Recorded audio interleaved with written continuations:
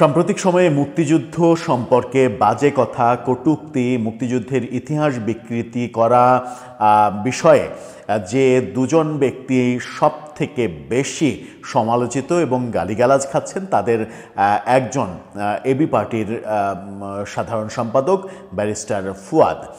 নানাভাবে মুক্তিযুদ্ধকে বিতর্কিত করা, মুক্তিযুদ্ধের বিপক্ষে কথা বলতে পারলেই যেন শান্তি লাগে, বঙ্গবন্ধুকে নানাভাবে গালাগালি করা, বিশ্বাসঘাতক বলা, এই ব্যাপারগুলো যেমন দেখছি তেমনি বাংলাদেশ সেনাবাহিনী সম্পর্কে অধ্যত্বপূর্ণ বাজে কথা বলা, সেনানিবাস উড়িয়ে দেয়া, সেনাপ্রধান সম্পর্কে বাজে কথা বলা, এই কথাগুলো এই ব্যাপারগুলো লাগামহীনভাবে আমরা তার কাছ থেকে শুনে আসছিলাম।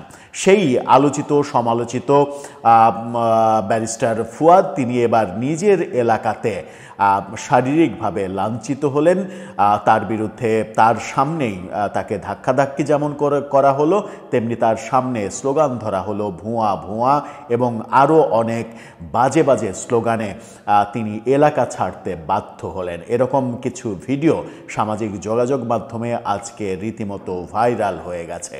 কি হয়েছে বরিশালে তার নিজের এলাকায়? কেন নিজের এলাকাতেই অবাঞ্ছিত ঘোষিত হচ্ছেন, যখন কিনা এই দলটিকে মনে হচ্ছে বর্তমান সরকারের মুখপাত্রের মতো ভূমিকা পালন করছেন কখনো কখনো। কি হলো চলুন একটু জেনে দেখি বরিশালে, সাথে আর কি কি ঘটলো, কি কি ঘটছে প্রাসঙ্গিকভাবে সেগুলো আমরা জেনে দেখার চেষ্টা করব। এই ভিডিওতে থাকবেন পলিটিক্স টিভির নিয়মিত আয়োজনে।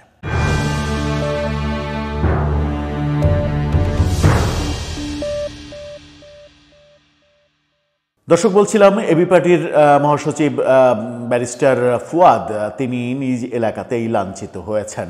স্লোগানে স্লোগানে মুখরিত হয়েছে তার বিরুদ্ধে তার এলাকা, এবং এতই কুৎসিত স্লোগান দেয়া হয়েছে যে স্লোগানগুলোর ভিডিও আমাদের কাছে থাকা সত্ত্বেও আমরা আমাদের নৈতিক কারণেই এটা আপনাদেরকে দেখাতে চাই না। কিন্তু এই কাণ্ডটা কেন ঘটলো, গণমাধ্যম কি বলছে? গণমাধ্যম যেটা বলছে সেই শিরোনামটা যদি আমরা একটু দেখে নিই তাহলে সেখানে কালের কণ্ঠের ফটোকার্ডটা দেখলেই বুঝতে পারবেন। বলা হচ্ছে নিজ এলাকায় তোপের মুখে ব্যারিস্টার ফুয়াদ, ভুয়া ভুয়া স্লোগান। শুধু এই ভুয়া ভুয়া স্লোগান হয়নি, আরও অনেক স্লোগান হয়েছে যেগুলো উল্লেখ করতে চায় না। সেখানে কি বলা হচ্ছে? বলা হচ্ছে বরিশালের মীরগঞ্জ সেতুর ভিত্তিপ্রস্তর স্থাপন অনুষ্ঠানে গিয়ে নিজের নির্বাচনী এলাকা বরিশাল ৩ বাবুগঞ্জ মুলাদি আসনেই ছাত্র দলের তোপের মুখে পড়েছেন এবি পার্টির সাধারণ সম্পাদক আসাদুজ্জামান ফুয়াদ। তাকে ঘিরে ভুয়া ভুয়া স্লোগান দেন ছাত্র দলের নেতাকর্মীরা। পরে তাকে বাবুগঞ্জে অবাঞ্ছিত ঘোষণা করা হয়, নিজের এলাকাতেই অবাঞ্ছিত ঘোষণা করা হয়েছে। দুপুর 1টার দিকে রহমতপুর বাবুগঞ্জ মুলাদি হিজলা সড়কের আড়িয়ালখা নদের পশ্চিম তীরে এই ঘটনা ঘটে। স্থানীয় সূত্রে জানা যায় সেতুর ভিত্তিপ্রস্তর অনুষ্ঠানে যোগ দিতে এসে ব্যারিস্টার ফুয়াদকে দেখা মাত্র ছাত্রদলের একদল নেতাকর্মী তাকে ভুয়া ভুয়া স্লোগান দিতে থাকেন।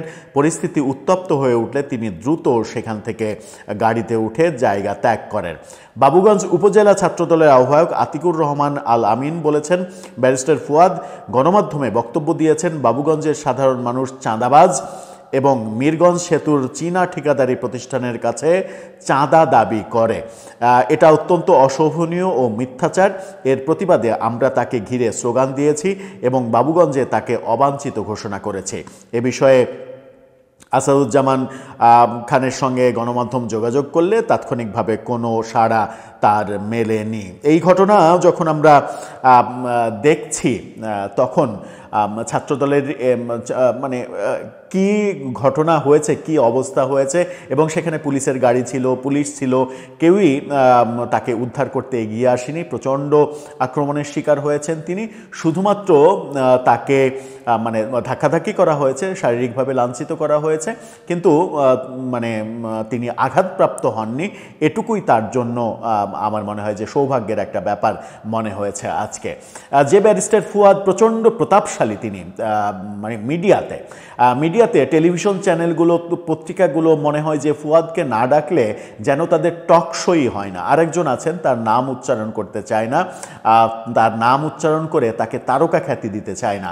সম্প্রতি বঙ্গবন্ধুকে বিশ্বাসঘাতক, গাদ্দার সহ নানা ধরনের গালাগালি করা, ৭১কে বিতর্কিত করা, ৭১-এর শহীদের সংখ্যা নিয়ে বিতর্কিত কথা বলা, যে দুজন ব্যক্তি এই কাজগুলো নিয়মিত করে যাচ্ছেন এবং একটি সাম্প্রদায়িক গোষ্ঠীর স্বার্থসিদ্ধি এবং মানে মুক্তিযুদ্ধ বিরোধী রাজাকার আলবদর আলশামসদের স্বার্থ উদ্ধার করার কাজ যারা গণমাধ্যমে করে যাচ্ছেন, তাদের মধ্যে এই আসাদুজ্জামান ফুয়াদ অন্যতম সমালোচিত।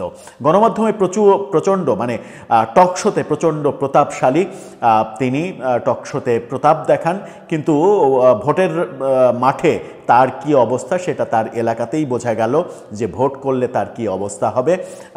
সেই অবস্থা যখন আমরা তার দেখলাম, নিজের এলাকাতে অবাঞ্ছিত ঘোষণা করা হলো, এই ঘটনা যখন দেখলাম তখন ঢাকায় আর একটা ঘটনা তার দলকে কেন্দ্র করে ঘটেছে এবং গণমাধ্যম সেটা নিশ্চিত করেছে।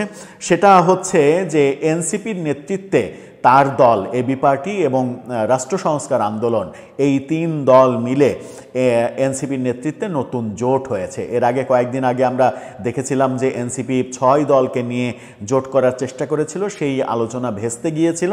অতঃপর তারা ৩ দলের জোট করলো, যার এক দল হচ্ছে এই আসাদুজ্জামান ফুয়াদের এবি পার্টি। আর একটা দল রাষ্ট্র সংস্কার আন্দোলন। রাষ্ট্র সংস্কার আন্দোলনের নেতৃত্বে কে আছেন আমি ব্যক্তিগতভাবে জানি না, জনগণও মনে হয় জানে না যে এই দলের নেতাকে। এবি পার্টির তাও ২ জন নেতাকে, ব্যারিস্টার ফুয়াদ এবং সভাপতি মঞ্জুরুল সাহেবকে হয়তো মানুষ চেনে টেলিভিশন টকশোর কল্যাণে, ভোট থাকুক আর না থাকুক। এই যে এনসিপি এই ২ দলকে নিয়ে জোট করলো, তার শিরোনামটা দেখে নিন। সেখানে বলা হচ্ছে ৩ দলের সমন্বয়ে নতুন জোটের আত্মপ্রকাশ। জোটের নাম দেওয়া হয়েছে রাজনৈতিক ও নির্বাচনী ঐক্য, নতুন রাজনৈতিক বন্দোবস্ত নির্মাণে এই ঘোষণা তারা দিয়েছেন। সংবাদ সম্মেলনে তারা প্রকাশ করেছেন এটা, যে জোটের মুখপাত্র হিসেবে এনসিপির আহ্বায়ক নাহিদ ইসলামকে রাখা হয়েছে। এই জোট আদতে আগামী নির্বাচনে কি করবে জোট করে, নাকি এই জোট করার অন্যতম কারণ মানে ৬ দলের জোট করার যে উদ্যোগ সেটা ভেস্তে যাওয়ার পরে ৩ দলের করা হলো, অর্থাৎ গণ অধিকার পরিষদ সহ আরও কিছু দল আসার কথা ছিল, তারা আসলেন না। এই ৩ দলের যখন করা হলো তখন এই জোটের উদ্দেশ্যটা কি আদতে সেটা হয়তো কিছুদিন পরেই বোঝা যাবে।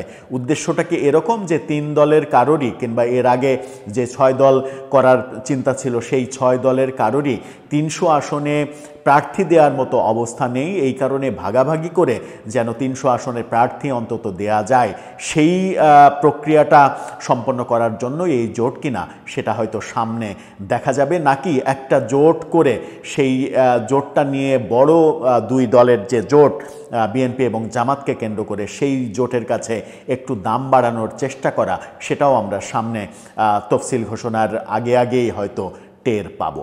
দর্শক, এ ব্যাপারে আপনার মন্তব্য, আপনার বক্তব্য জানিয়ে লিখতে পারেন আমাদের কমেন্ট বক্সে।